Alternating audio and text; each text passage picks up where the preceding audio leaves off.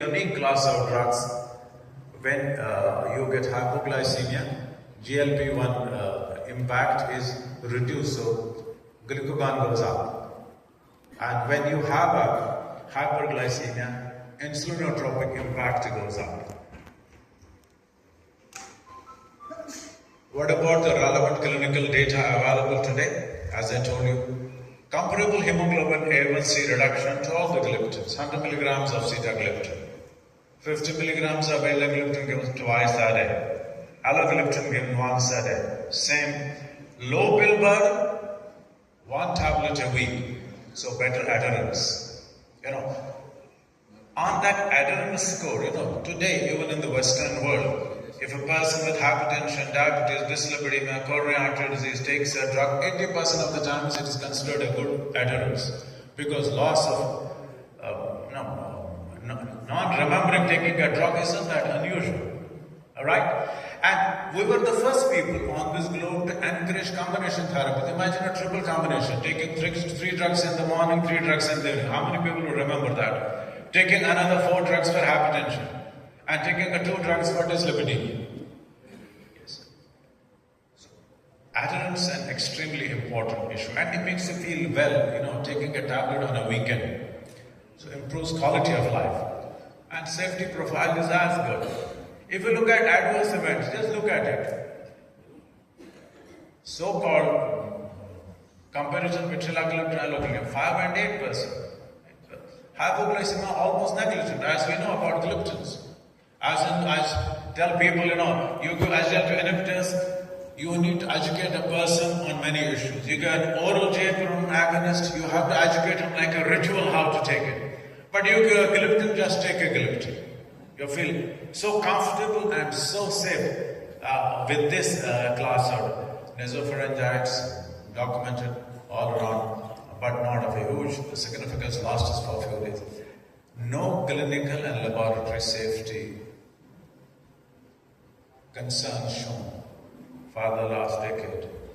In the Eastern world, in a population that's biologically more in tune with us. So it's very important that we should also learn to respect the data that originates from Asia, Southeast Asia and South Asia. Because we need to look at biological parity, which is totally different from the Caucasian population, from the South African population, from the African population, South American population. Today, as I said earlier on, lifestyle will continue to be the sine qua non of managing diabetes. You cannot get away from that. Metformin has its huge advantages. If tolerated, maximum dose needs to be given.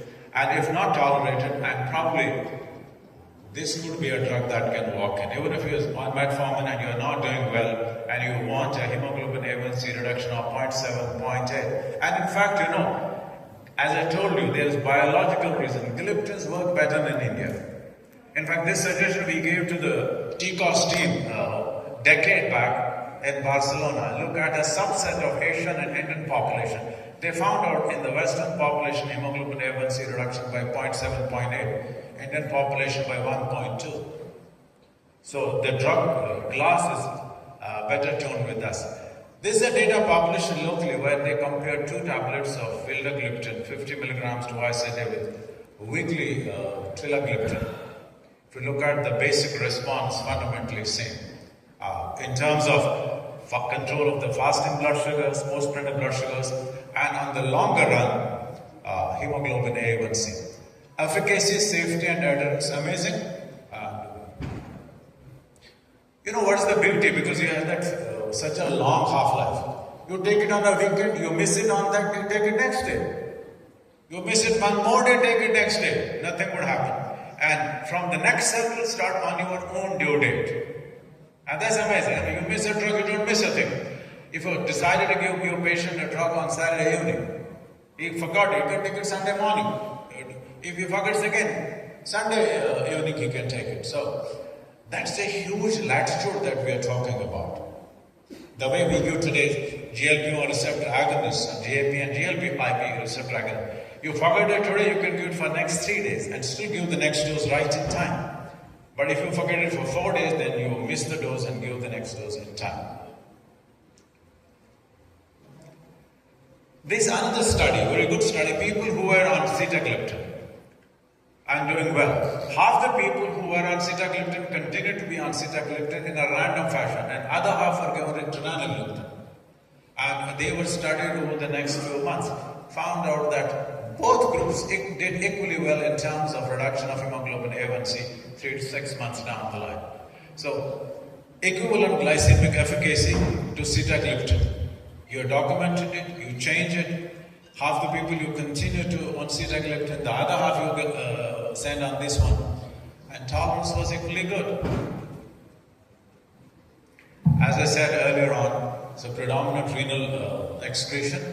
So in severe renal impairment, it is contraindicated. But if eGFR is up to or above 45 mil, reasonably okay. You might reduce the dose from 100 to 50 milligrams. That weekly drug will continue to be amazing. Not a lot of studies on hepatic impairment, but people who do not have a cirrhosis, who do not have a decompensated liver disease, if earlier on, just a documentation of a fatty liver would not be a contraindication on giving the drug. Elderly people have been studied because now we have a much bigger geriatric population, elderly population, as good in people who are above 65 or younger. Even in them, no major safety concern. The general safety concerns of people not getting any mental handicaps, dementias, loss of memory, and that would hold true for any drug, a sulfonylurea, an insulin, or any other drug. That needs to be kept in mind. Comparative analysis of the major gliptins, you literally, published data shows almost the same with the once weekly 100 milligrams of Trelagliptin. Hemoglobin A1C reduction, equally same. See now, just look at it. So, Sitagliptin, mean 0.6 to 0.8, Trelagliptin 0.7 to 0.9. Thereby telling us that, yes, by no stretch of imagination is this a weaker model. These are the number of trials that are on record. Well-conceived, randomized controlled trials on this molecule over a period of time. And the molecule has been doing phenomenally well. And this session, which is being sponsored by this Zuventus, and this is there comparing with the original molecule, bioequivalence, the data sent to decision, exactly the same. Which means that this also indicates the current prowess of our industry, not only creating molecules but conducting studies also. This study, I deliberately kept from Cambodia. There were many studies from everywhere. Now we need also to learn to respect the Asian data. We cannot depend on Western data in everything because their disease profile is different. Their pathophysiology is different. Their biology is different. So time has come now, not only we create data, Asian data is possible, Indian data is possible, Southeast Asian, and we need to learn to respect it. Again, all the benefits that were alluded to. Cardiovascular concerns, addressed, prolonged electrocardiographic data, cardiovascular data. In fact, even the ADA says that all those cardiovascular outcome trials are becoming a little bit too costly, may not be nowadays. You see, if you look at this slide, this is half of the world. This is not just 2 countries around, this is half of the world. And in half of the world, rest half cannot dictate us from Washington and New York. This is a paper that we published as a group last year, looking at the diabetes and its prevalence under the banner of Non-Communicable Diseases Collaboration Group. Today, when I became an endocrinologist, we used to tell people every 10th diabetic is an Indian one. When I became a professor of endocrinology, we used to say every 8th or 7th is an diabetic one. This data shows that every 4th diabetic in the world belongs to India. So we have our own huge prowess, but unfortunately this is how the case. We did a huge study, a landmark study in the country with 150 investigators. We showed that diabetes care is not going as well as it needs to be in the country. And probably people are. Weekly therapies, is it becoming a norm? Dulaglutide became a hit once it became modified to give a weekly molecule. Semaglutide, every time Ozempic was getting out of market in the UK for the last half a decade. Tirzepatide, now people are on their own asking us to give them Agodec and insulin, and Sanofi's weekly insulin is round the corner. So why not gliptin? So the takeaway is innovations continue to rock the diabetes market because it's not only a huge problem globally, but it also is a huge market globally. Thank you so much. Thank you, sir.